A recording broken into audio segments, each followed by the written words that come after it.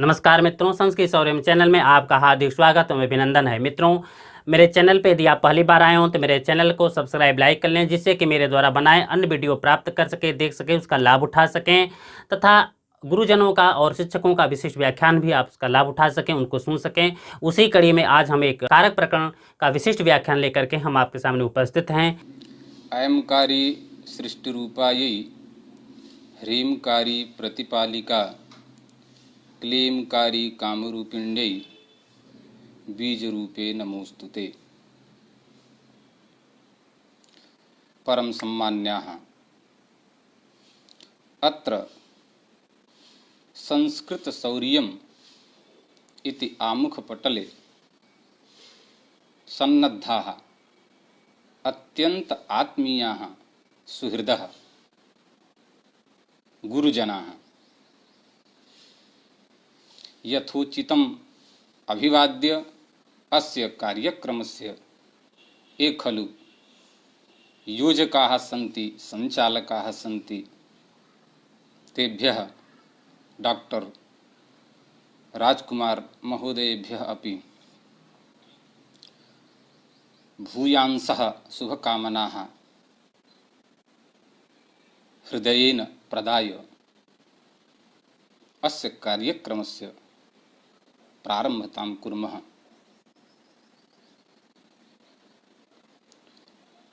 तत्र संचालकेन महोदयेन अस्माभिः तत्र संचालकेन महोदयेन अहं सूचितः यत् कार्यक्रमे नैके एतादृशाः अपि तत्र सदस्याः सन्नद्धाः भविष्यन्ति, उपस्थिताः भविष्यन्ति। येषां सदस्यानां तत्र अवबोधः, ज्ञानं सम्यक् रूपेण हिंदी भाषया भवितुमर्हति। अतः हिंदी भाषया कार्यक्रमस्य संचालनं स्यात् इति संचालकेन महोदयेन अहं सूचितः। तदनुगुणम् एव अत्र हिंदी भाषया एव कार्यक्रमस्य प्रारम्भतां कुर्मः।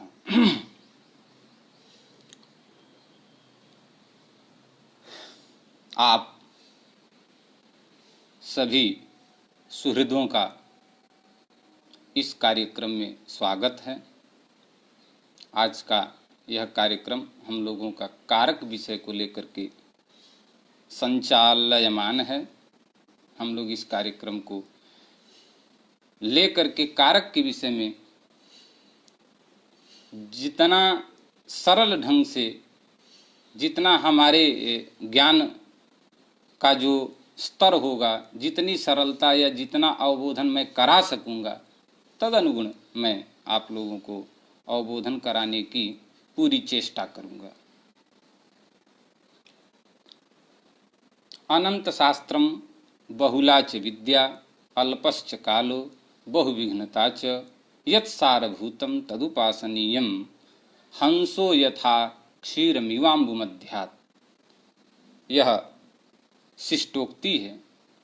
इस शिष्टोक्ति के अनुसार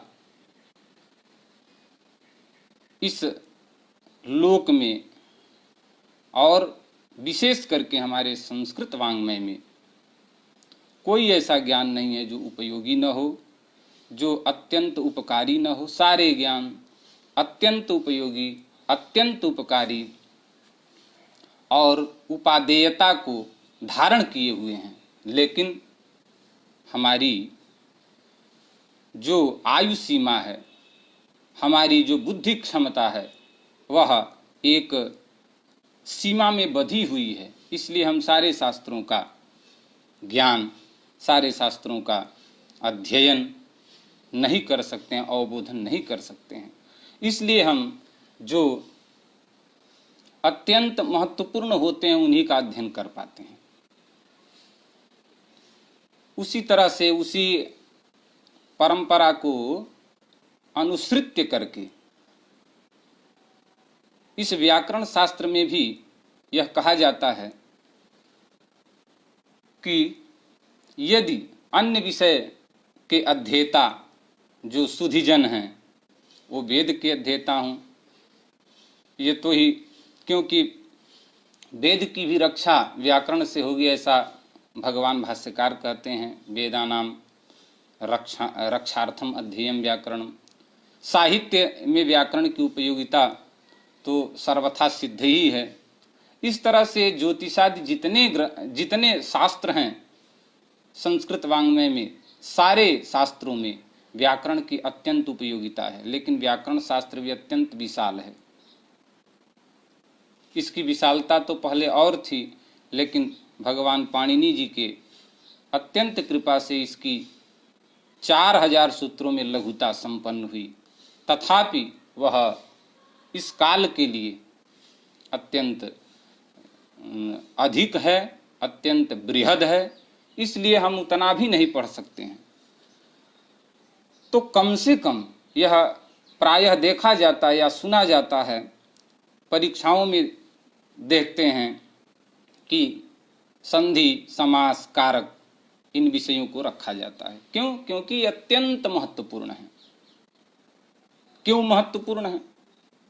इसलिए कि हम सुबंत जो प्रकरण है, अर्थात पद 2 होते हैं, सुबंत तिङंत, तो सुबंत का अवबोधन कदाचित हम अन्य उपाय से, अर्थात स्मरण करके, एक ई का अकारांत पुल्लिंग शब्द स्मृत हो गया, यदि उसे हम कंठस्थ कर लिए तो अकारांत पुल्लिंग शब्दों का प्रायः रूप जान सकते हैं। तथैव अन्य इकारांत, उकारांत इत्यादि।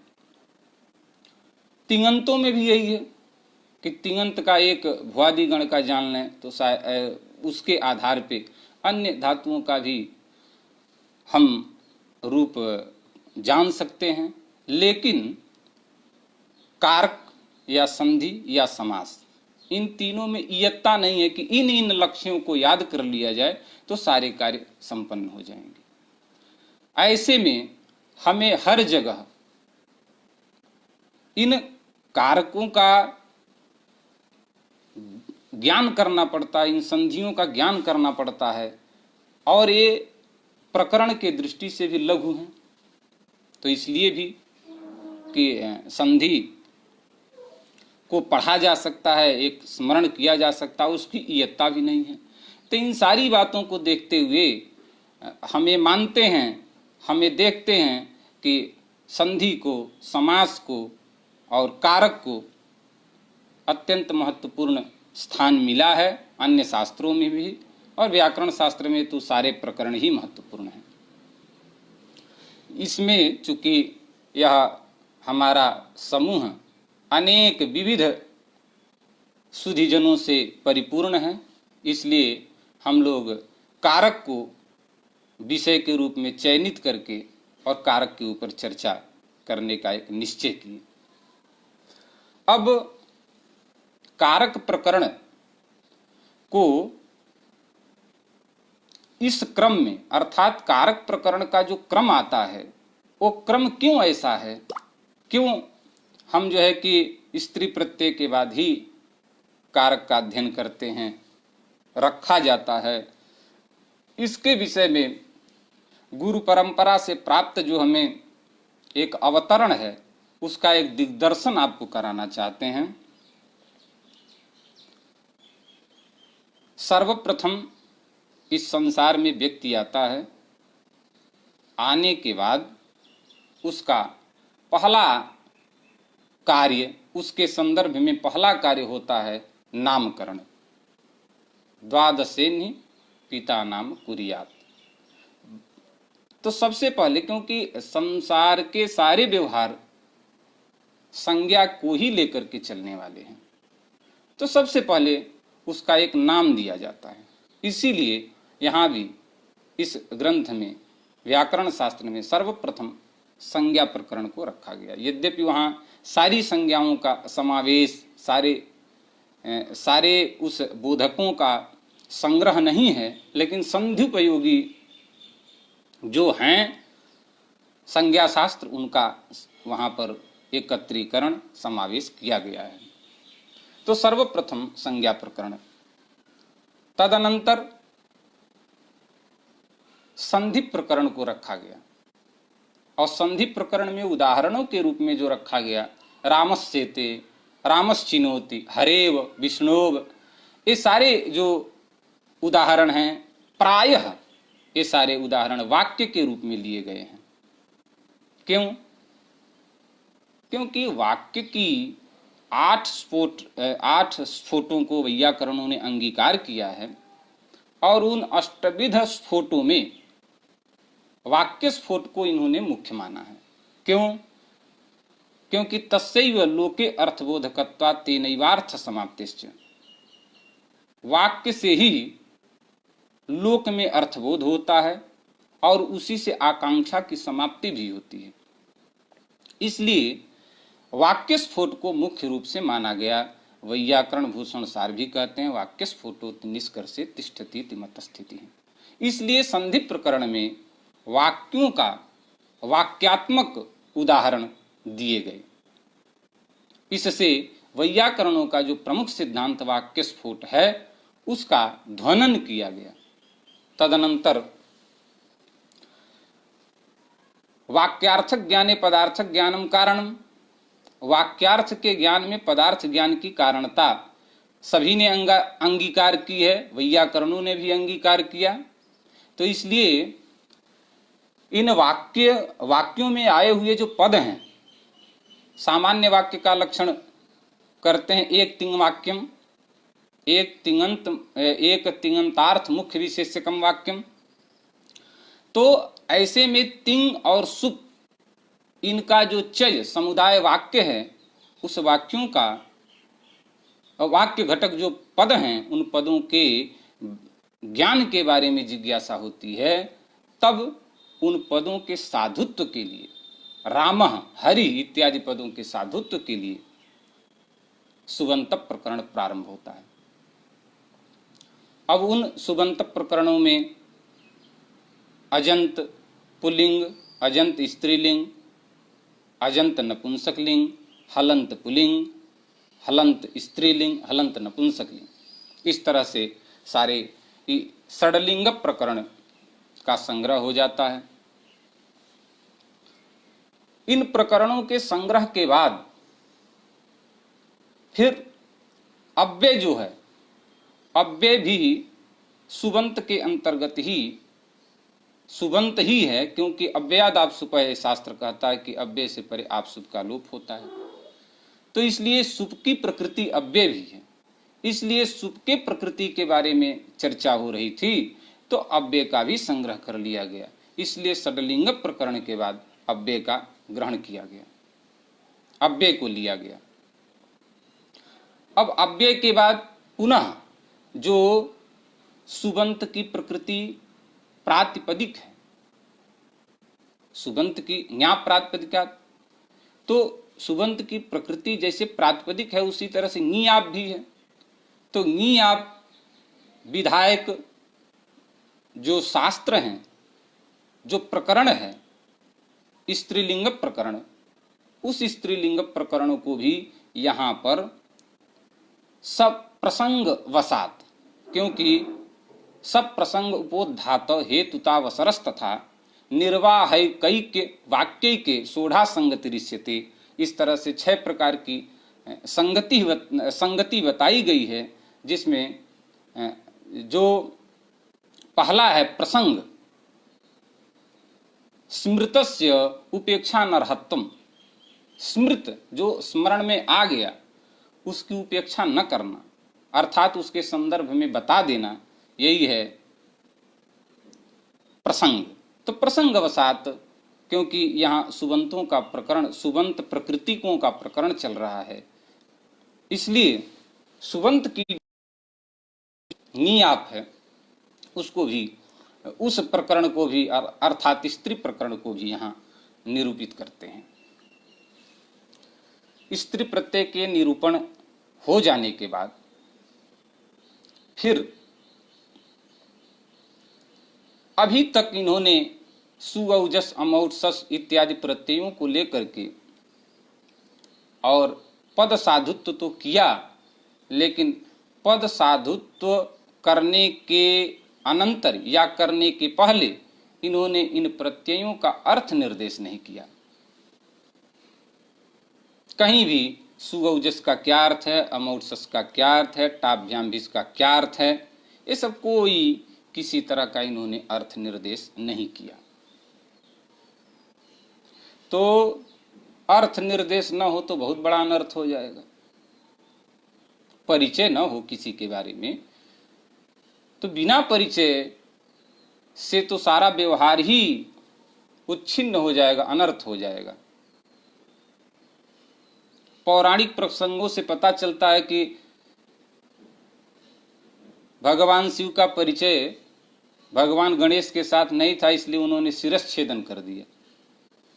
परिचय के अभाव में इतना बड़ा अनर्थ हो गया कि एक पिता के द्वारा पुत्र का शिरश्छेदन हो गया। तो इसलिए परिचय और अर्थबोधन कराना अत्यंत आवश्यक है, नहीं तो बाल का भी अर्थ बालक होता है, बालक का भी अर्थ बालक होता है, क प्रत्यय स्वार्थिक है। उसी तरह से रामः गच्छति हिंदी वाक्य का कोई सुधीजन अनुवाद करेंगे रामः गच्छति और कोई सुधीजन अनुवाद करेंगे रामस्य गच्छति। रामस्य गच्छति ये भी होगा। क्यों? क्योंकि उसमें अर्थ निर्देश कुछ नहीं है। कोई रामे गच्छति कहेगा तो सारा यह व्यवहार जो है अर्थ निर्देशन के बिना अव्यवस्थित हो जाएगा। इसलिए अर्थ निर्देशन करना अत्यंत आवश्यक है। उसके लिए इन्होंने कारक प्रकरण का आरंभ किया। इसको विभक्ति अर्थ प्रकरण भी कहा जाता है, क्योंकि विभक्ति नाम अर्थ है विभक्ति अर्थ, और कारक प्रकरण भी कहा जाता है। कारक संज्ञा अनवर्थ संज्ञा है। संज्ञाएं दो प्रकार की प्राप्त होती हैं व्याकरण शास्त्र में। कुछ संज्ञाएं अनवर्थ होती हैं और कुछ लघु होती हैं, क्योंकि भगवान भाष्यकार ने कहा संज्ञायाम ये तो लघीय, संज्ञा में लघुता होनी चाहिए।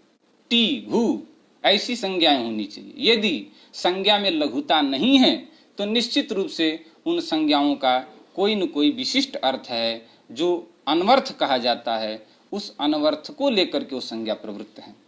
कारक संज्ञा भी बृहत संज्ञा है। क्यों? तो बृहत संज्ञा इसका मतलब है कि अनवर्थ संज्ञा है। अनवर्थ संज्ञा है तो क्या इसका क्या विग्रह किया जाए, क्या अर्थ होगा? तो कह रहे हैं कि करोतीति कारकम, क्रि धातु से अणुल प्रत्यय करके कारकम, करोति इति कारकम। किं करोति, किं करोति तो क्रियाम करोति, क्रियाम निर्वर्तयति। क्रिया को जो करता वही कारक है। तो क्रिया को करने वाले को कारक कहते हैं। तो ऐसे कौन हैं जो क्रिया को करने वाले हैं? तो क्रिया को करने वाले वैयाकरणों ने 6 प्रकार का कारक माना, 6 कारक उन्होंने अंगीकार किया। पहले कारक का लक्षण इस तरह से अनवर्थ संज्ञा मान करके कारक का लक्षण होता है क्रियाजनकत्वम कारकत्वम। क्रियाजनकत्वम कारकत्वम। अब इस लक्षण में षष्ठी जो है वह भी कारकत्वेन गृहीत होती है। क्यों? परंपरया क्रिया से संबंधित षष्ठी भी है। जैसे देवदत्तस्य पुत्रः ग्रामम गच्छति, तो गांव को जाने वाला जो पुत्र है उससे संबंधित देवदत्त भी है, इसलिए देवदत्त में भी षष्ठी, देवदत्त में भी कारकत्व उपपन्न होने लगेगा। तो इसलिए कहे कि यह लक्षण करने पर षष्ठी में भी प्रवृत्त हो रहा और षष्ठी कारकत्वेन अभिप्रेत नहीं है, इसलिए लक्षण में कहे साक्षात क्रियाजनकत्वम कारकत्वम। साक्षात क्रिया की जनकता देवदत्त में नहीं है, पुत्र में है, क्योंकि पुत्र पाद विक्षेप आदि करके और संयोग रूप फल का आश्रय गांव को बना रहा है। तो इसलिए षष्ठी में अतिव्याप्ति लक्षण की नहीं होगी। फिर कहे कि नटस्य शृणोति इत्यादि प्रयोग भी सुने जाते हैं। वहां पर फिर यह अतिव्याप्ति देखने को मिल रही है, क्योंकि साक्षात क्रिया से संबंधित क्रिया का जनक नट है। तो कहे कि इसके लिए फिर हम ये कह देंगे कारकाधिकार पठितत्वे सति क्रियाजनकत्वम कारकत्वम। अब साक्षात पद की भी कोई आवश्यकता नहीं, क्योंकि कारकाधिकार में षष्ठी सूत्रों का शेषे षष्ठी इत्यादि का पाठ नहीं है, इसलिए कारकत्वेन षष्ठी गृहीत नहीं होती है। तो हमारा लक्षण साक्षात क्रियाजनकत्वम न होकर के अपितु कारकाधिकार पठितत्वे सति क्रिया जनकत्वम कारकत्वम, इस तरह से लक्षण उपपन्न होता है, संपन्न होता है। बहुत अधिक इसमें, क्योंकि इनमें भी अनेक मत हैं, अनेक आचार्यों का अनेक क्रियान्वयित्वम कारकत्वम, क्रिया निर्वर्तकत्वम कारकत्वम इत्यादि। हम लोग एक सामान्य परिचय अभी कारक के विषय में कर रहे हैं, और सामान्य परिचय जब कहीं किया जाता है तो विवादों से रहित होकर के किया जाता है। क्यों? क्योंकि किसी के घर में हम पहली प्रविष्टि लिए, पहला प्रवेश किए, तो पहले हम लोगों का परिचय समझते हैं कि कौन, किसका क्या नाम है, किसके साथ मेरा क्या रिश्ता है। यह नहीं पता करने लगते हैं कि किसके साथ क्या विवाद है। विवादों की बात तो बाद में आती है, धीरे धीरे पता चलता है। जो उसमें रहने लगेगा धीरे धीरे विवादों को समझने लगेगा। तो इसलिए विवाद के बारे में परिचर्चा नहीं की जाती यदि परिचय का प्रसंग चल रहा हो। तो यहाँ तो कारक का परिचय, क्योंकि बृहद अध्ययन तो एक व्याख्यान में संभव ही नहीं है। एक व्याख्यान में तो एक सूत्र का संपूर्णतया जितने ग्रंथों में विचार हुआ है, वह एक सूत्र का एक दिन में व्याख्यान संभव नहीं है, तो सारे कारकों की क्या बात की जाए। अस्तु, तो इस तरह से क्रियाजनकत्वम कारकाधिकार पठितत्वे सति क्रियाजनकत्वम कारकत्वम, इस तरह से अब कारको छह कौन है? तो कर्ता कर्म च करणं च संप्रदानम तथैव च अपादानाधिकरणम इत्याहुः कारकाणि षट्। ये छह कारक ही हैं। अब ये छह कारक हो गए। इन 7 विभक्तियों में 6 कारक उपपन्न हुए। हमें विभक्तियों के अर्थ का भी एक दिग्दर्शन करना है, इसलिए वैयाकरण भूषण सार की उस कारिका को हम स्मरण करते हैं, जिसमें विभक्तियों के अर्थ का एक श्लोकात्मक विवेचन किया गया है। आश्रयो अवधि उद्देश्य संबंध शक्तिरेव वा यथा यथम विभक्त्यर्था सुपाम कर्मेति भाष्यतः। उसमें विभक्तियों के 4 अर्थ निर्दिष्ट किए गए हैं। शक्तिमत कारकम पक्ष को लेकर के 4 अर्थ निर्दिष्ट किए गए हैं। पहला आश्रय, दूसरा अवधि, तीसरा उद्देश्य, चौथा संबंध। तो संबंध अर्थात षष्ठी। आश्रय से द्वितीया तृतीया सप्तमी नाम आश्रयो अर्थ, अवधि पंचमी अर्थ और उद्देश्य चतुर्थ अर्थ। इसमें भी प्रथमा का संग्रह नहीं किया गया, क्योंकि प्रथमा जो है वो विभक्ति का अर्थ नहीं है, वो प्रातिपदिकार्थ में ही प्रथमा संपन्न होती है। तो शेषत्वात्, क्योंकि इन विभक्तियों इन के अंतर्गत प्रथमा का विवेचन नहीं है, सुवौजस का विवेचन नहीं, इसलिए उसको अलग से हम थोड़ा दिग्दर्शन कर लेते हैं। तो प्रथमा सुवौजस यह प्रथमा संज्ञक है, और यह प्रथमा संज्ञक जो प्रत्यय है ये प्रत्यय किन अर्थों में होता है? तो इसके लिए एक सूत्र आता है, प्रातिपदिकार्थ लिंग परिमाण वचन मात्र प्रथमा। अब इस सूत्र में प्रातिपदिकार्थ क्या है? तो प्रातिपदिकार्थ की अत्यंत प्रसिद्ध एक कारिका होती है स्वार्थो द्रव्यं च लिंगं च संख्याकारकमेव च अमी पंचैव नामार्थाः त्रयः केशांचिदग्रिमाः। लेकिन इस अर्थ को यदि हम अंगीकार करें तो इस अर्थ के अंगीकार में इस सूत्र में गृहीत जो प्रातिपदिकार्थ के बाद लिंग ग्रहण किया गया है वो लिंग ग्रहण व्यर्थ होगा। क्यों? क्योंकि प्रातिपदिकार्थ के अंतर्गत 5 अर्थों का संग्रह है, स्वार्थ द्रव्य लिंग संख्याकार, तो इसलिए लिंग ग्रहण व्यर्थ होगा।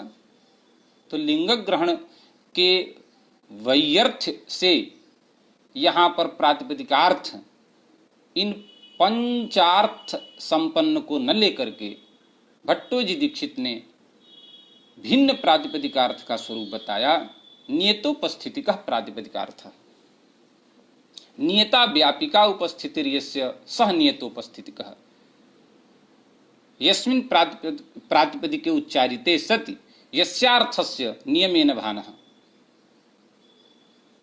सह प्रातिपदिकार्थः। यस्य प्रातिपदिकस्य अथवा यस्य प्रातिपदिकस्य उच्चारिते सति यस्यार्थस्य नियमेन भानः सब प्रातिपदिकार्थः। अर्थात जिस प्रातिपदिक के उच्चारण से उच्चारणानंतर संदेह रहित लिंग संख्यादि की नियतत्वेन उपस्थिति, व्यापकत्वेन उपस्थिति हो जाए, संदेह रहितत्वेन उपस्थिति हो जाए, उसी को हम प्रातिपदिकार्थ कहेंगे। इसलिए जो नियत लिंगक शब्द हैं उच्चैः नीचैः अथवा अलिंग शब्द हैं उच्चैः नीचैः, नियत लिंग जो शब्द हैं कृष्णः श्रीः ज्ञानम इत्यादि का ग्रहण होता है। और जो अनियत लिंग हैं जैसे तट शब्द कोसादि से तीनों लिंगों में गृहीत है, तो ऐसे जो शब्द होते हैं उन शब्दों का प्रातिपदिक संज्ञा प्रातिपदिकार्थ कहने से उनका ग्रहण नहीं होगा, क्योंकि नियतोपस्थितिक नहीं है। तो इसलिए लिंग ग्रहण सामर्थ्यात उनका ग्रहण होता है। और ऐसे तटः तटी तटम लिंगाधिक्य के उदाहरण बनते हैं। माने प्रातिपदिकार्थातिरिक्त जहाँ लिंग का आधिक्येन भान हो, माने लिंग अव्यवस्थित हो, लिंग का नियतत्वेन भान न हो, तब भी प्रथमा विभक्ति उपपन्न हो जाए, इसके लिए लिंग ग्रहण किया गया। यद्यपि इसमें नागेशादि आचार्यों का महान मतभेद है, तथापि तो इस तरह से लिंग ग्रहण का यह फल हुआ। फिर द्रोणोव्रीहि परिमाणक ग्रहण का फल बताते हैं। तो परिमाणक ग्रहण क्यों किया गया? तो नामार्थयोः अभेदातिरिक्त संबंध अव्युत्पन्न, यह नियम है कि 2 प्रथमांत हो, 2 नामार्थ हो, 2 प्रातिपदिकार्थ हो तो अभेद संबंध ही होता है। जैसे नीलो घटः सुंदरः बालकः, तो सुंदरा भिन्नः बालकः, नीला भिन्नः घटः, ऐसे अर्थबोध होते हैं। तो द्रोणोव्रीहि, तो द्रोणा भिन्ना व्रीहि, यह ज्ञान होने लगेगा। लोक में यह ज्ञान बाधित है, इसलिए लोकानुसार ज्ञान उपपन्न हो, लोकानुसार ज्ञान गृहीत हो, इसके लिए यहाँ पर परिमाणक ग्रहण किया गया। परिमाणक ग्रहण से यहाँ पर अभेदेन ज्ञान न होकर के परिच्छेदक भावेन ज्ञान हुआ। तब परिच्छेदक भावेन जब ज्ञान हुआ तो द्रोणोव्रीहि, इस वाक्य का अर्थ होता है द्रोण परिच्छिन्ना व्रीहि, द्रोण रूपम यत् परिमाणम परिच्छिन्नः व्रीहि पुलिंग। तो द्रोण रूपम यत् परिमाणम तत्परिच्छिन्नः व्रीहि, ऐसे अर्थ का ज्ञान होता है। तो अभेदेन यह संबंध न उपपन्न हो, भेदेन जैसे लोक में हम अर्थबोध करते हैं वैसे ही यह अर्थ शास्त्रानुमोदित हो, इसके लिए इसमें परिमाणक ग्रहण किया गया। फिर आगे लिंग ग्रहण, फिर आगे जो है वचनक ग्रहण किया गया। वचनम संख्या का ग्रहण किस लिए है? तो वहां भी एक आपत्ति थी कि एक शब्द कैसे बनेगा, क्योंकि एक शब्द का अर्थ होता है एकत्व और सुविभक्ति भी एकत्व संख्या को कहने के लिए आती है। तो एकत्व का वाचक एक भी है और सुविभक्ति भी एकत्व का वाचक है, एकत्व की वाचिका है। अतः उक्तार्थानम अप्रयोग यह नियम लगेगा कि जिस अर्थ को एक के द्वारा कह दिया गया है उसी अर्थ को पुनः कहने के लिए सु नहीं आएगा। तो ऐसे में उक्तार्थानम अप्रयोग यह नियम हो रहा है, यह नियम यहाँ बाध कर रहा, इसलिए कहा कि वह नियम बाधित न हो, इसके लिए यहाँ पर वचन ग्रहण किया जाए। तो इहोक्तार्थत्वाद विभक्ति अप्राप्त वचनम, यहाँ उक्त अर्थ में विभक्ति अप्राप्त थी लेकिन वचन ग्रहण सामर्थ्यात यहाँ विभक्ति हुई, तो एकः द्वौ बहवः इत्यादि प्रयोगों की भी सिद्धि हुई। तो इस तरह से हमने प्रथमा पर एक विचार, प्रथमा विभक्ति के अर्थ पर विचार किया। अब हम कारिका के अनुसार पुनः व्याख्या पे चलते हैं। एक सेकंड,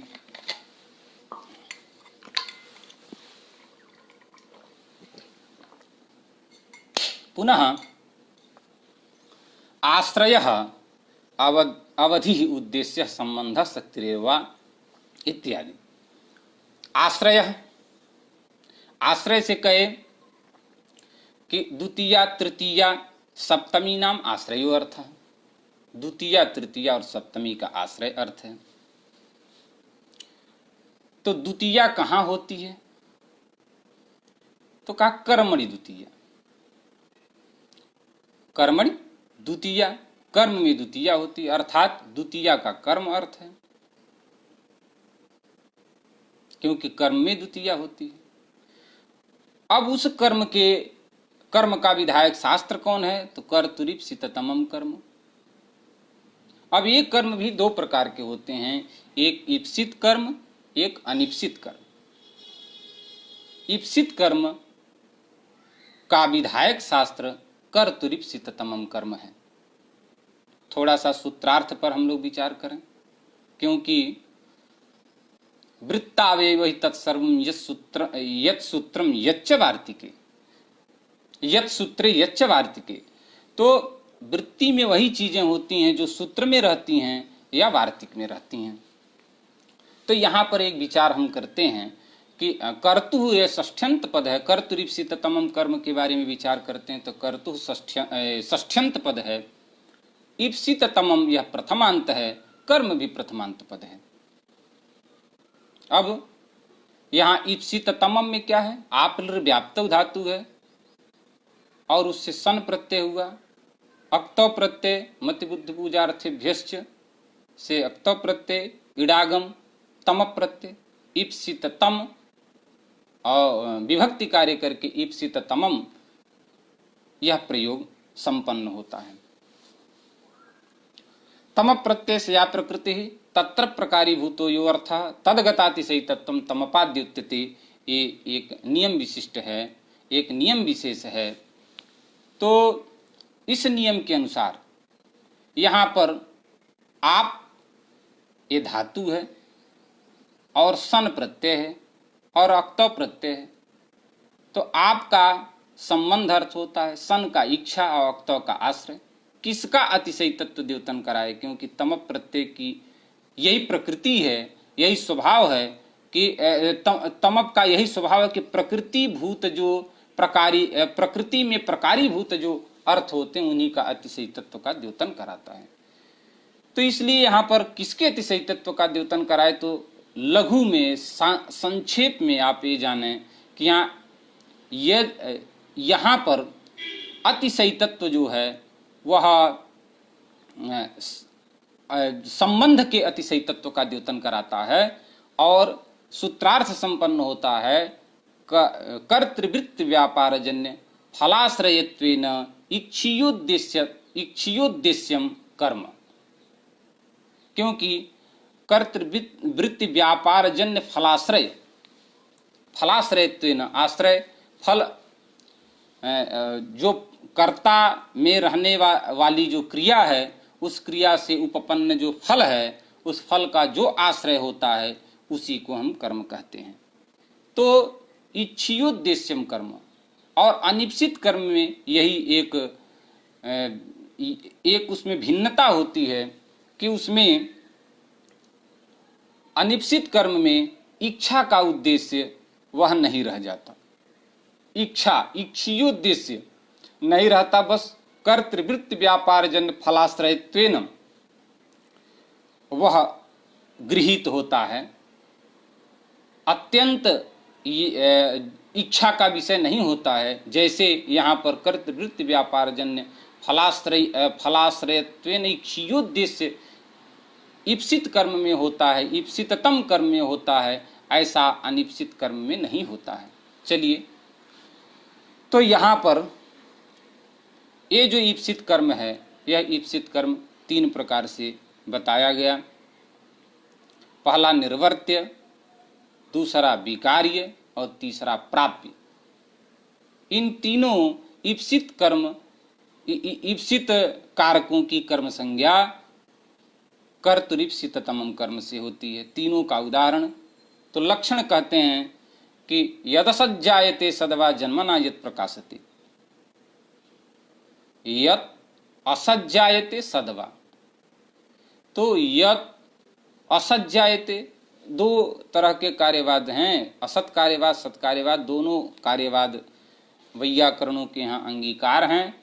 तो इसलिए जिस मत में कार्य से कारण, असत कार्यवाद में कार्य से कारण से कार्य उत्पन्न होता है और सत कार्यवाद में उसका प्रकाश होता है, तो दोनों तरह से प्रकृति छेद यद सज्जायते सदवा जन्मना यत् प्रकाशते। यथा उदाहरण कहा कि घटं करोति, कुंभकारः घटं करोति।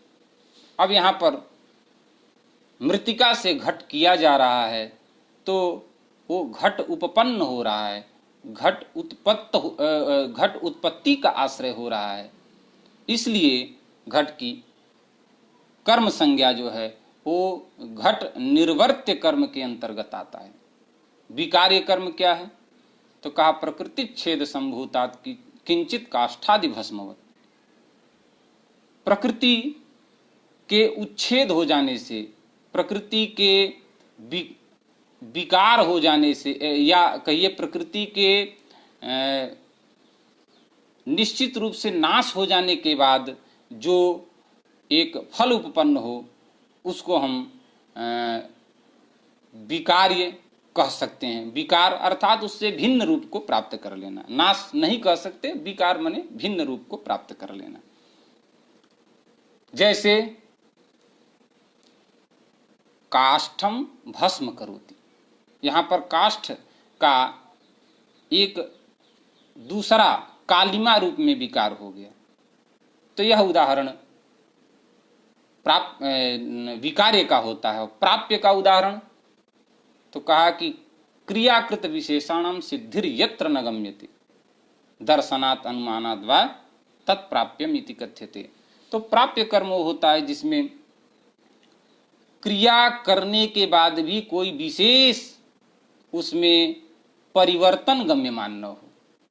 जैसे देवदत्तः ग्रामं गच्छति, तो यहाँ गांव संयोग का आश्रय हुआ, इससे जो ग्राम रूप कर्म है उसमें किसी तरह का कोई परिवर्तन नहीं हुआ। कोई अनुमान नहीं कर सकता है कि इस गांव में किसी का संयोग हुआ है। देवदत्त संयोग का, देवदत्त के क्रिया से जन्य जो संयोग रूप फल है उसका आश्रय यह गांव हुआ है, इस तरह का ज्ञान कोई नहीं कर सकता है, किसी तरह कोई जान नहीं सकता है। इसलिए ऐसे कर्म को हम प्राप्य कर्म कहते हैं। तो यह ईप्सित कर्म हुआ। अनिप्सित कर्म के बारे में कहा कि औदासीन्येन यत् प्राप्यम यच्च कर्तुरनिप्सितम संज्ञान्तरैः अनाख्यातम यद्यच्चाप्यन्य पूर्वकम। तो कहा कि उदासीन कर्म और उद्देश्य कर्म, इन दोनों का उदाहरण तो तथा युक्तम चानिप्सितम, यह सूत्र ही इन दोनों कर्मों का उपादन करता है।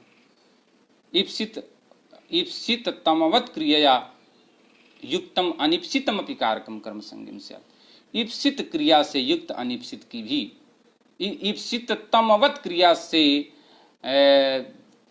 क्रिया जैसे युक्त अनिप्सित की भी कर्म संज्ञा होती है। तो यहाँ पहला उदासीन और उदासीन कर्म का उदाहरण होता है ग्रामम गच्छन तृणम स्पृशति। वह उदासीन है, तृण को छूना उसका उद्देश्य नहीं है, तो ऐसे कर्म को हम उदासीन कर्म कहते हैं। तो यह हो गया ग्रामम गच्छन तृणम स्पृशति। यहाँ पर तथा युक्तम चानिप्सितम से कर्म। दूसरा उदाहरण द्वेष्य कर्म, ओदनम भुंजानः विषम भुंक्ते। तो यहाँ ओदनम भुंजानः विषम भुंक्ते में विषभक्षण जो कर रहा है वह उस द्वेष्यवशात किसी वैरी के द्वारा विषभक्षण कराया जा रहा है, तो वह उसका कर्म तो गलविलाद संयोग व्यापार कर रहा है, लेकिन वह गलविलाद संयोग व्यापार किसी वैरी के कारण कर रहा है, द्वेष रख करके उस विष का भक्षण कर रहा है। तो यह द्वेष्य कर्म है, अर्थात वहाँ पर जो क्रिया से संपन्न कर्म है उसमें वह इच्छा का उद्देश्य नहीं बना, वो द्वेष्यवशात द्वेष्य रूप फल का, अथवा ये कहिए द्वेष्यवशात वह फल उत्पन्न हुआ, इसलिए उसको द्वेष्य कर्म कहते हैं। तीसरा है संज्ञांतर ही अनाख्यातम, संज्ञांतर से जो अनाख्यात हो, कहा न गया हो। अकथितंच एक शास्त्र आता है जिसमें 16 धातुओं का पाठ है। अपादानादि विशेष ही अविवक्षितम कारकम कर्म संज्ञम से। तो अपादानादि विशेष से अविवक्षित कारक की कर्म संज्ञा होती है। तो इस तरह से यह अकथित जो है संज्ञांतर ही से प्राप्त जो कर्म है उसके उदाहरण संज्ञांतर ही अनाख्यात, अर्थात संज्ञांतर से अनाख्यात कर्मत्वेन आख्यात का यह उदाहरण हो गया।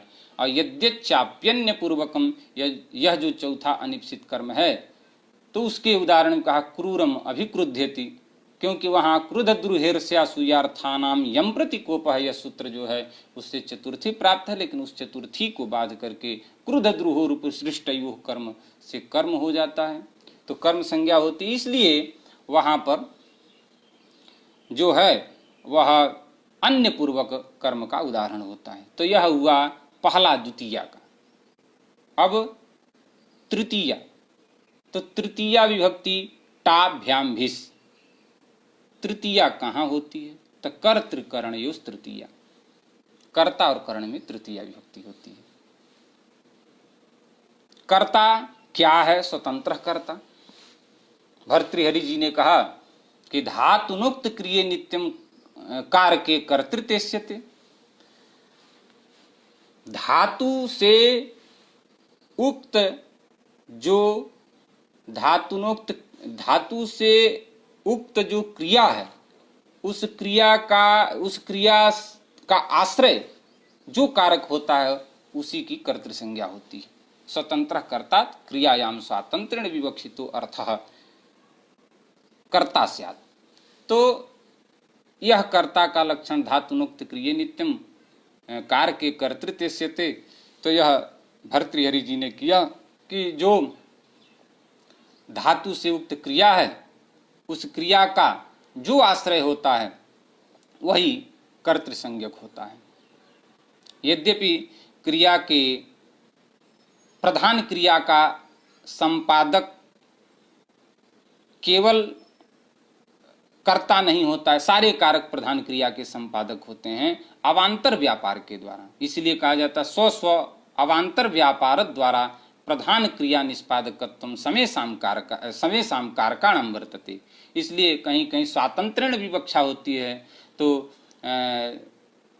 स्थाल्याम काष्ठैः देवदत्तः तंडुलम पचति में जब तंडुल की विवक्षा कर देते हैं तो तंडुलानि स्वयमेव तंडुलानि पच्यते, अथवा जब हम जो काष्ठ की विवक्षा कर दे काष्ठानि पचन्ति, स्थाली पचति।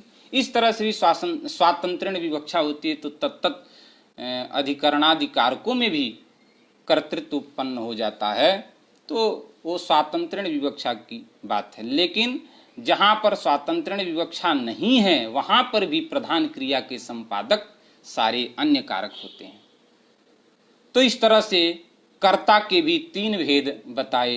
एक तो कर्ता जो सामान्य कर्ता है, दूसरा जो कर्ता होता है उसको हम हेतु कर्ता कहते हैं। तत्प्रयोजको हेतुश्च, यह सूत्र है, हेतु संज्ञा करता है। तो तत्प्रयोजको हेतुश्च शास्त्र से जो हेतु संज्ञा होती है उसका फल होता है हेतुमति च श्रेणीच। जैसे देवदत्तः तंडुलम पचति तम यज्ञदत्तः प्रेरयति इति देवदत्तेन यज्ञदत्तः तंडुलम पाचयति, इस तरह से प्रयोग हुआ। तो जो यहाँ पर यज्ञदत्त है वह यज्ञदत्त हेतु करता है, प्रयोजक करता है। और तीसरा कर्ता होता है कर्म करता, कर्म ही करता हो जाए। जैसे देवदत्तः ग्रामम गच्छति और यज्ञदत्तः तम प्रेरयति इति देवदत्तम यज्ञदत्तः ग्रामम गमयति। गति बुद्धि प्रत्यवसानार्थ शब्द कर्मा कर्म काणामणि कर्ता सणु, इस सूत्र के द्वारा यहाँ कर्म उपपन्न होता है। तो उसको कर्म कर्ता कहते हैं। जो पहले कर्ता था अन्यंतावस्था में देवदत्त, अब इस समय देवदत्तम यह कर्म हो गया, क्योंकि गत्यर्थक धातु होने के कारण जो गत्यर्थक बुद्ध्यर्थक प्रत्यवसानार्थ शब्द कर्मक अकर्मक धातुओं के अन्यंतावस्था की अन्यंतावस्था में कर्म संज्ञा हो जाती है, इसलिए इसको कर्म कर्ता कहते हैं। तो इस तरह से कर्ता उपपन्न, तीन प्रकार के कर्ता उत्पन्न हुए। अब आगे करण की बात करते हैं। तो करण संज्ञा विधायक शास्त्र है साधकतमम करणम। क्रिया सिद्धौ प्रकृष्टोपकारकम कारकम करण संज्ञम स्यात्। क्रिया की सिद्धि में प्रकृष्ट उपकारक जो कारक है उसकी करण संज्ञा होती है। प्राकर्ष होना चाहिए, क्योंकि प्रकृष्ट उपकारक कह रहे हैं।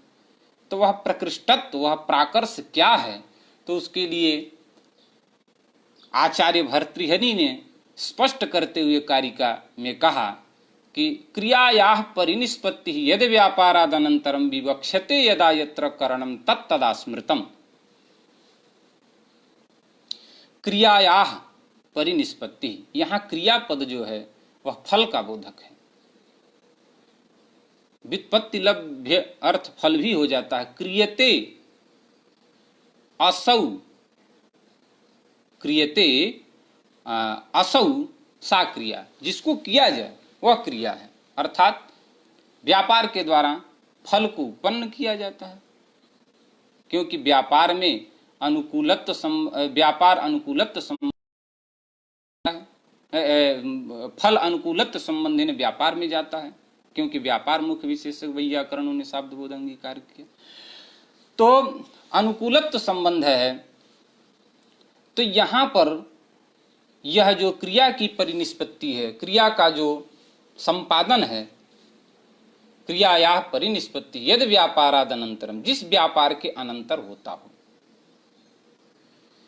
क्रिया की निष्पत्ति जिस व्यापार के अनंतर होता है, ऐसी विवक्षा जिस भी कारक में हो उसकी करण। विवक्षते यदा यत्र करणम तत्तदा स्मृतम।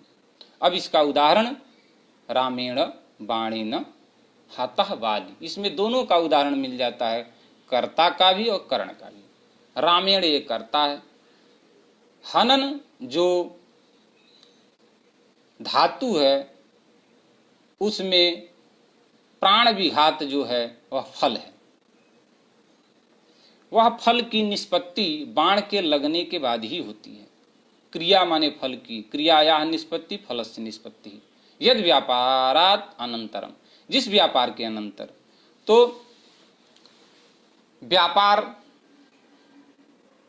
उस बाण में भी व्यापार है। हमने बताया कि प्रधान क्रिया के संपादक सब होते हैं, तो बाण में भी व्यापार है। उस व्यापार को हमारे व्याकरण परंपरा में संसन व्यापार कहते हैं, क्योंकि वो सन ऐसे जाता है। तो संसन व्यापार है। संसन व्यापार होने के कारण वो व्यापार वाला है। और क्रिया की निष्पत्ति ज्यों बाण लगता है बाली प्राण वियोग कर देता है। तो प्राण वियोग रूप फल की निष्पत्ति बाण के लगने के बाद ही होती है, इसलिए यहाँ बाण में कर्णत्व उपपन्न होता है। और यहाँ एक चीज और हम लोग ध्यान दे लें कि कर्ण और हेतु में बहुत सूक्ष्म अंतर है। कर्ण जो होता है वह क्रिया का निष्पादक और क्रिया वाला होता है, और हेतु जो होता है वह क्रिया वाला भी हो सकता है, क्रिया से रहित भी हो सकता है, और उपपादक क्रिया का भी हो सकता है, क्रिया से रहित का भी उपपादक हो सकता है। इसलिए कहा कि सब व्यापार साधारणम निर्व्यापार साधारणम च हेतुत्वम करणत्वम तो क्रिया मात्र विषयम व्यापार नियतंच। इसलिए यह सूक्ष्म भेद है। तो इस तरह से जिसमें फल की जो फल को अव्यवहित उपपन्न करा दे वही करण है। जैसे यहाँ आप लोगों ने देखा प्राण, जो प्राण त्याग प्राण विघात रूप जो फल है, उस फल का संपन्नता भगवान के बाण छोड़ने से नहीं हुआ। जब वो लगा बाण तब जाकर के वाली का प्राण वियोग हुआ, तो इसलिए उसमें करणत्व उत्पन्न हुआ, साधकतमम करणम। आश्रय का दूसरा जो अर्थ तृतीया है, उसको संपन्न करने के बाद हम लोग अब सप्तमी में चलते हैं, क्योंकि द्वितीया तृतीया सप्तमी नाम आश्रय अर्थ है। तो सप्तमी में, सप्तमी विभक्ति जो है वह किस अर्थ में, कहाँ सप्तमी में सप्तमी विभक्ति कहाँ होती है? तो सप्तमी अधिकरण, अधिकरण में सप्तमी विभक्ति होती है।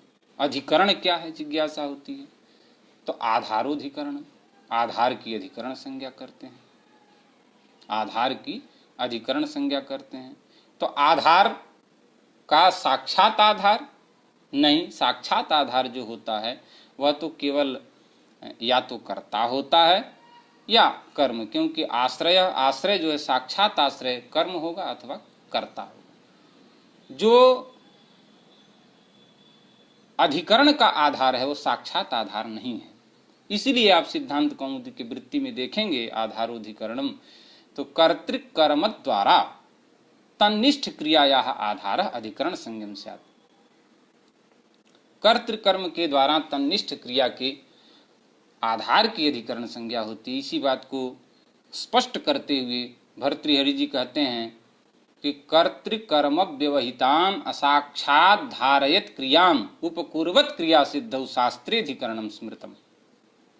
कर्तृकर्म व्यवहितान, कर्ता और कर्म को व्यवहित करते हुए असाक्षात धारयत क्रियाम, जो क्रिया को साक्षात धारण न करता हो, ऐसे कारण, ऐसे कारक की अधिकरण संज्ञा होती है।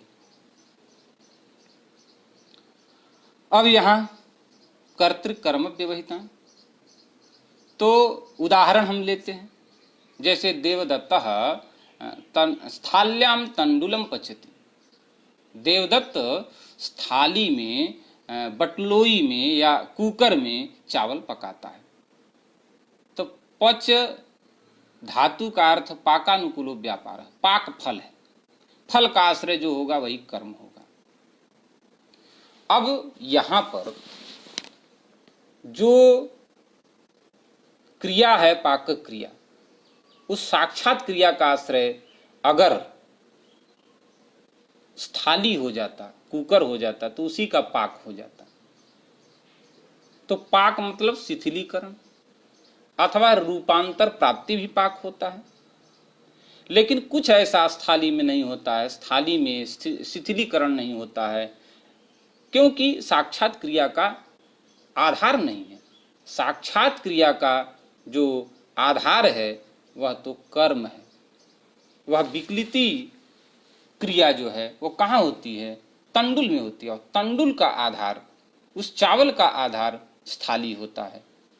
तो इस तरह से स्थाली अर्थात बटलोई साक्षात आधार नहीं होता है, वह कर्म द्वारा, यहाँ कर्म द्वारा उदाहरण, कर्म द्वारा क्रिया का आधार हुआ। कर्तृ द्वारा कैसे? तो महेशः आसंदिकायाम आस्ते, अब यहाँ पर जो आसन क्रिया है, रहना, आत्मधारणानुकूल व्यापार, यही है सत्ता आसन क्रिया। इस सत्ता का आत्मधारण रूप जो क्रिया है वह साक्षात आसंदिका में नहीं है, वह क्रिया पहले कर्ता में है और कर्ता का आधार आसंदिका है। तो इसलिए कर्तृ द्वारा कहीं क्रिया का आधार अधिकरण बनता है, कहीं कर्म द्वारा क्रिया का आधार अधिकरण बनता है, साक्षात क्रिया का आधार अधिकरण नहीं बनता है। और वहां तब संबंध के बारे में आता है कि संबंध वहां भी साक्षात संबंध नहीं हुआ, तो नहीं, स्ववृत्ति वृत्तिमत्व स्वाश्रयाश्रयत्व ऐसा एक संबंध की कल्पना करके साक्षात उसे क्रिया का आधार, साक्षात क्रिया का आधार मानते हैं, साक्षात क्रिया का जनक मानते हैं। इसलिए कारकत्व उसमें उपपन्न है, षष्ठी के तरह से उसमें कारकत्व नहीं, ऐसा नहीं कहा जा सकता। अब वह आधार तीन प्रकार का होता है, औपश्लेषिक, वैषयिक, अभिव्यापक। औपश्लेषिक उप समीपे श्लेषः संयोगः, उपश्लेषः उपश्लेषस्य भावः औपश्लेषिकः इत्यादि, अथवा उपश्लेषे भवः औपश्लेषिकः, अर्थात समीप में रहना। यहाँ पर सामीप्यात अधिकरण होता है, जैसे यज्ञदत्तः कटे आस्ते, यह संपूर्ण आधार में अधिकरण नहीं रहता है, उसके किसी एक देश में संयुक्त रहता है। तो ऐसे आधार जो होते हैं वो औपश्लेषिका आधार होते हैं। वैषयिका आधार साक्षात आधाराधेय भाव नहीं होता है। मोक्ष इच्छास्ति, इच्छा का आश्रय वस्तुतः नैयायिकों के मत में आत्मा है, मोक्ष नहीं है, परंतु मोक्ष विषयत्वेन आधार बनता है। तो इसलिए वैषयिक आधार का उदाहरण मोक्ष इच्छास्ति, और अभिव्यापक का आधार होता है सर्वस्मिन् आत्मा अस्ति तिलेषु तैलम। तो उष्णोदकेषु अथवा उष्णोदके शर्करा इत्यादि जो उदाहरण हैं, वो संपूर्ण जहाँ आधाराधेय जो है, आधाराधेय का समन्वयतत्व हो, जितने क्षेत्र में परिक्षेत्र में आधार हो उतने परिक्षेत्र में आधेय भी हो, तब उसको हम अभिव्यापक आधार मानते हैं। इस तरह से आश्रय का जो द्वितीय तृतीय सप्तमी अर्थ है उसका निरूपण हुआ। अब दूसरा अवधि। अवधि क्या है? पंचम्यर्थ अवधि है। पंचम्यर्थ अवधि है। पंचमी कहाँ होती है? अपादाने पंचमी। अपादान संज्ञा विधायक शास्त्र कौन है? तो ध्रुवम अपाये अपादान। ध्रुवम अपाये अपादान। अपाये ध्रुवम अपादानम भवति। अपायः विश्लेषः तस्मिन् अपाये तस्मिन् ध्रुवम अवधिभूतम कारकम। कारकम अपादान संज्ञकम स्यात्। जो अवधिभूत कारक है उसकी अपादान संज्ञा होती है। अब ये जो ध्रुव कारक है अपाय में, विश्लेष में जो ध्रुव माने अवधिभूत कारक है उसकी अपादान संज्ञा होती है। यहाँ पर ध्रुव का अर्थ अविचाली क्रिया रहित ऐसा नहीं लेना है, क्योंकि वृक्षात पत्रम पतति इत्यादि में तो वहाँ पर वृक्ष में ध्रुवत्व जाएगा, लेकिन धावतः अश्वात् पतति इत्यादि में नहीं जाएगा, क्योंकि वहाँ पर ध्रुवत्व नहीं है, चलायमान अश्व है, धावन अश्व से दौड़ते हुए घोड़े से गिरता है। तो इसलिए यहाँ पर इसको स्पष्ट करने के लिए उन्होंने एक कारिका बताई कि अपाये यदुदासीनम चलम वा यदि वा चलम ध्रुवमेव तदावेशा तदपादानम उच्यते। अपादान उसी को कहेंगे अपाये यद उदासीनम। तो उदासीनम अर्थात तत्क्रियानाश्रय, उस क्रिया का अनाश्रय हो। किस क्रिया का? जिस क्रिया से विश्लेष हो रहा है उस क्रिया का अनाश्रय हो। चलम वा, यदि वह चलम चल हो चाहे अचल हो, लेकिन वह जो विश्लेष क्रिया हो रही उसका अनाश्रय हो तो ध्रुव में वो उसको ध्रुव ही कहा जाएगा। इसलिए लक्षण कर दिया जाता है कि जो विश्लेष हेतु क्रिया का अनाश्रय हो और अपादान का आश्रय हो। विश्लेष हेतु क्रिया अनाश्रय सति तज्जन्य विभागाश्रय, तज्जन्य विभाग का आश्रय हो। जैसे धावतः अश्वात् पतति, यहां पर जो अश्व है दौड़ते हुए घोड़े से गिरता है। यहां अश्व जो है वह अश्व दौड़ रहा है, लेकिन पतति जो पतनक क्रिया है उस पतनक क्रिया का अनाश्रय है। उसकी क्रिया क्या? उसकी क्रिया धावन क्रिया, दौड़ रहा है, वो गिर नहीं रहा है। तो जो गिरना क्रिया है उस गिरने क्रिया का वो अनाश्रय है। तो विश्लेष क्यों हुआ? घोड़े से अलगाव क्यों हुआ? क्योंकि पतन के कारण हुआ। तो विश्लेष की हेतुभूत क्रिया जो हुई वह क्रिया हुई पतनक क्रिया, उस क्रिया का अनाश्रय है। अब तज्जन्य विभाग का आश्रय है। विभाग का आश्रय इसलिए है कि संयोग विभाग इत्यादि द्विष्ट होते हैं, इसलिए विभाग का आश्रय है। और विश्लेष हेतु क्रिया का अनाश्रय है, इसलिए उसमें ध्रुवत्व जाएगा। ऐसे ही परस्परान में सब अपसरता इत्यादि में भी समाधान किए जाते हैं। तो इस तरह से अपादान का यह निष्कृष्ट लक्षण होता है कि विश्लेष हेतु क्रियानाश्रयत्वे सति तज्जन्य विभागाश्रयत्वम्। अब यह अपादान तीन प्रकार का होता है। निर्दिष्ट विषयम किंचित, उपात्त विषयम तथा अपेक्षित क्रियंचेति त्रिधापादानमुच्यते। तो कहा निर्दिष्ट विषयम किंचित, कहीं तो विषय का निर्देश स्पष्ट होता है, जैसे देवदत्तः ग्रामात् आयाति, धावतः अश्वात् बालकः पतति। यहाँ पतन क्रिया अथवा आगमन क्रिया निर्दिष्ट है और उससे विश्लेष जो अपाय है वह उस क्रिया से बोधित हो रही है, उस क्रिया से ज्ञापित हो रही है, इसलिए ऐसे अपादान को हम निर्दिष्ट विषय कहते हैं। उपात्त विषयम तथा, कहीं कहीं विषय का उपादन करना पड़ता है, जैसे बलाहकाद विद्योतते। यहाँ पर बलाहकाद विद्योतते में बादल से चमकता है, तो बादल से चमकता है, यहाँ वी उपसर्ग पूर्वक द्युत धातु जो है वह स्फुरण क्रिया से युक्त द्योतन क्रिया की बोधिका है। माने स्फुरण पूर्वकम विद्युतते। बलाहकात स्फुरण माने बलाहक से अच्छा निःसरण क्रिया का, स्फुरण तो होता है निःसरण, बलाहकात निःसृत्य विद्युतते, ये अर्थ होता है। बलाहक से निकल करके उसमें स्फुरण हो रहा है, चमकना हो रहा है, द्युति हो रही है। तो यहाँ पर द्युत धातु विद्योतते में जो द्युत धातु है वह निःसृत क्रिया से युक्त विद्योतन क्रिया की बोधिका है। तो यह उपात्त विषय हो गया।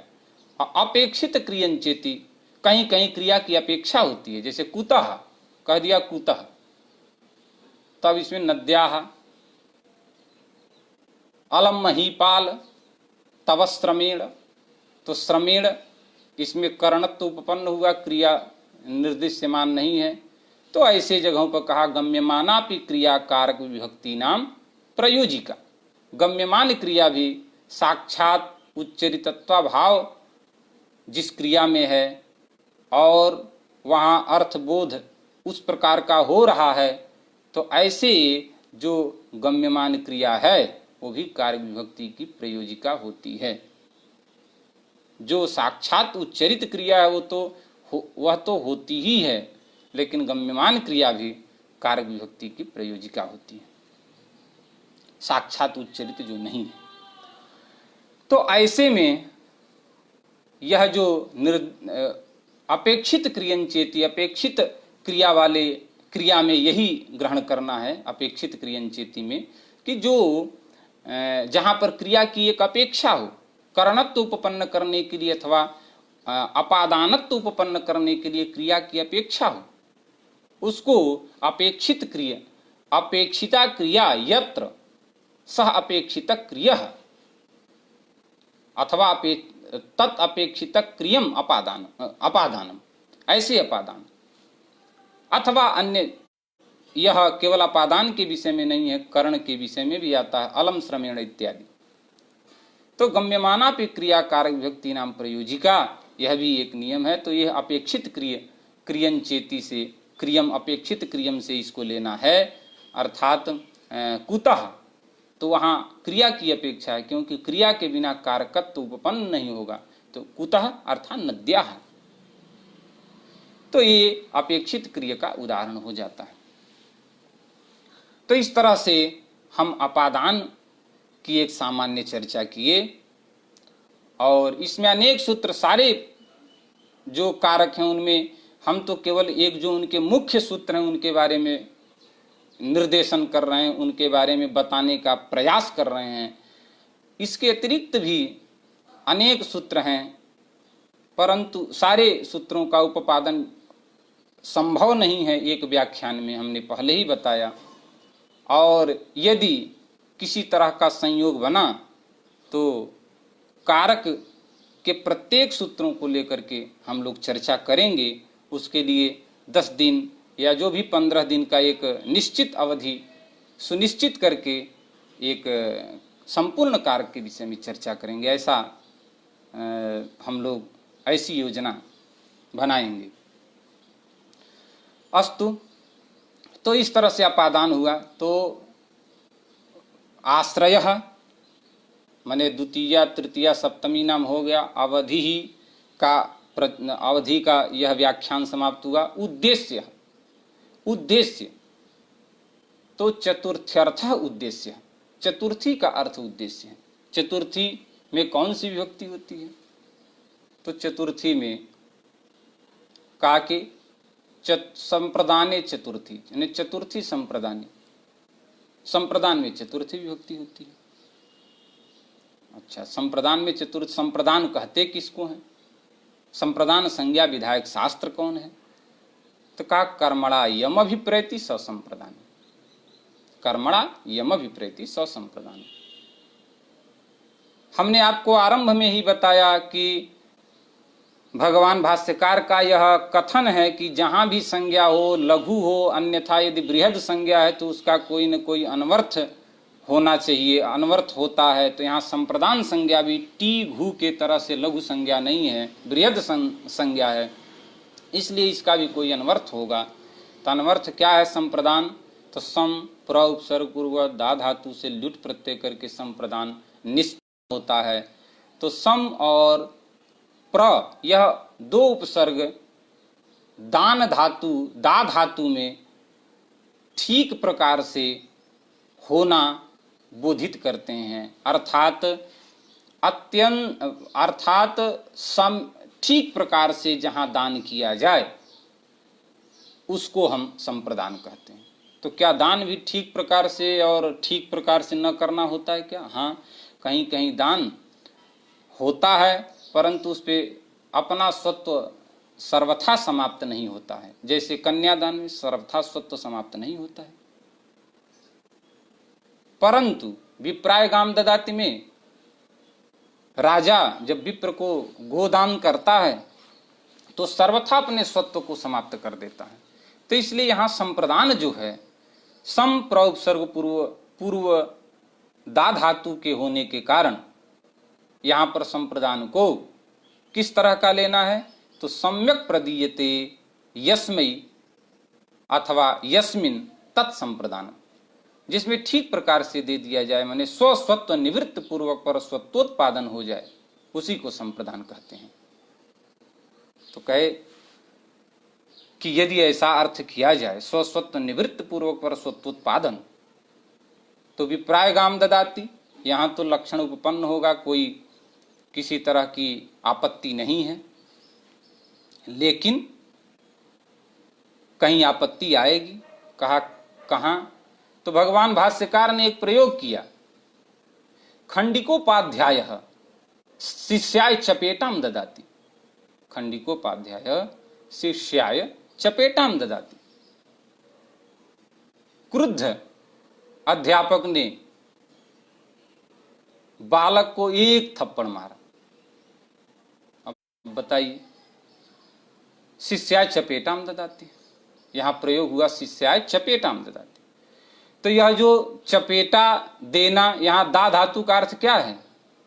अरे कर सिरह संजोग ऐसे कुछ किए होंगे, ऐसे मारे होंगे। अगर यहां स्वस्वत्व निवृत्त पूर्वक पर स्वत्वोत्पादन हो तो 2 बार मारने के बाद फिर जिंदगी में उनको मारने का अवसर ही नहीं रहेगा, क्योंकि 2 हाथ, तो 2 हाथ जब है तो 2 बार स्वस्वत्व निवृत्त पूर्वक पर स्वत्वोत्पादन हो गया तो खत्म बाबा। तो यहां तो यह अर्थ किया नहीं जा सकता, स्वस्वत्व निवृत्त पूर्वक पर स्वत्वोत्पादन। तो क्या अर्थ किया जाए? तो कहा यहां संयोग अर्थ है। उसी तरह से रजकाय वस्त्रम ददाति,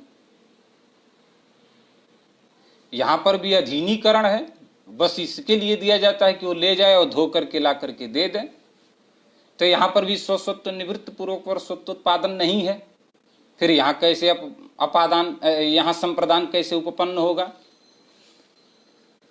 तो ऐसे अनेक जगहों पर इस तरह का वो आता है। तो इसलिए वृत्तिकार ने जो ये माना था कि स्वस्वत्व निवृत्त पूर्वक पर स्वत्वोत्पादन जहां दा धातु का अर्थ हो, वहीं दा धात्वर्थ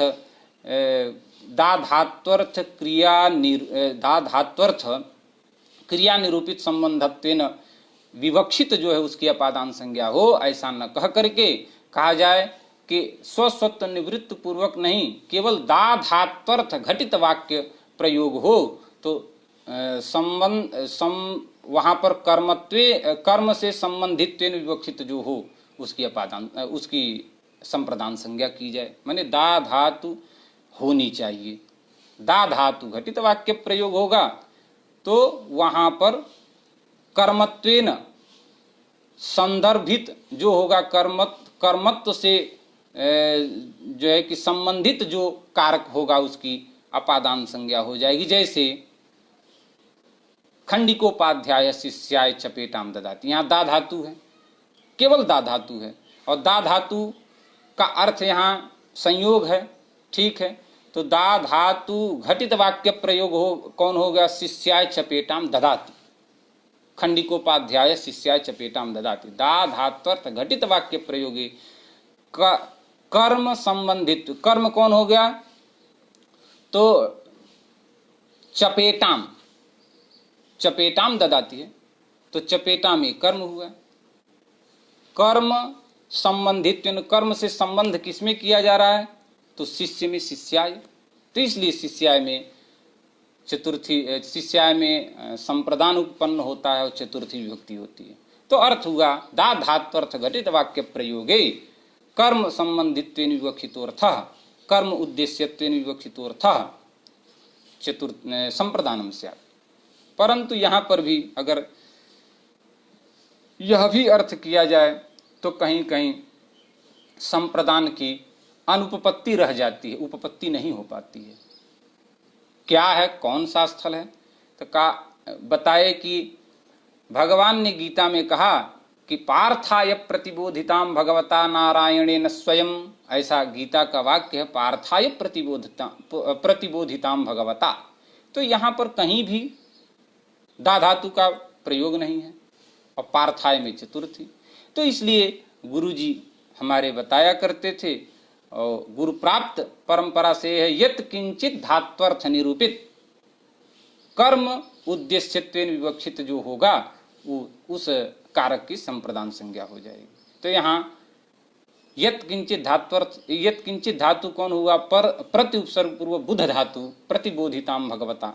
तो उससे भी उद्देश्यत्वेन, उसका जो पार्थाय प्रतिबोधिताम, उससे भी उद्देश्यत्वेन उपदिशति माने उपदेश इत्यादि कुछ है, तो वहां पर इस धातु से भी संबंधित जो होगा उसकी भी कर्म संज्ञा, कोई भी धातु हो उससे कर्म से उद्देश्य, कर्म से जिसका संबंध हो, कर्म से उद्देश्य जो हो उसकी संप्रदान संज्ञा होती है। तो यहाँ पर शिष्याय प्रतिबोधिताम जो कर्म है, प्रतिबोधिताम का कर्म पार्थाय प्रतिबोधिताम, पार्थाय प्रतिबोधिताम जो है तो प्रतिबोधित जो कर्म है उसमें क्रिया जो प्रत्युपसर्गपूर्व है उस क्रिया से भी उद्देश्य जो पार्थ है उसमें चतुर्थी विभक्ति हो जाएगी, कोई आपत्ति नहीं है। इसलिए शिष्याय, गुरु शिष्याय उपदिशति, ये भी प्रयोग हो जाए, प्रयोग हो सकता है, प्रयोग होता है। तो इस तरह से इस पे संप्रदान के विषय में यह व्याख्यान की जाती है। अब ये संप्रदान भी यहाँ पर 3 प्रकार से संपन्न होता है, 3 प्रकार से विभाजित होता है। अनिराकरणात् कर्तुः त्यागांगम कर्मणेप्सितम प्रेरणानुमतिभ्याम च लभते संप्रदानता। यह संप्रदान 3 प्रकार का बताया। का पहला क्या है? अनिराकरणात् कर्तुः त्यागांगम अनिराकरणात्, कर्ता का जो त्यागांग है की जो क्रिया है उससे उस क्रिया का जो फल है उसका जो आश्रय होता है फलाश्रय कर्म, और उसी का जो उद्देश्य होता है उसी को हम संप्रदान कहते हैं। क्योंकि कर्मणा यम अभिप्रयति, यम उद्दिशति, कर्म से ही कर्म के उद्देश्य का जो विषय बनता है, कर्म से जिसका उद्देश्य किया जाता है उसी को हम संप्रदान कहते हैं। तो यहां पर सूर्याय अर्घम ददाति ये प्रयोग है, सूर्याय अर्घम ददाति। अब यहां पर देखिए, सूर्य अर्घ देने के लिए किसी को प्रेरित नहीं करते कि आप हमें अर्घ दीजिए, और न देने के लिए प्रेरित करते हैं, न देने पर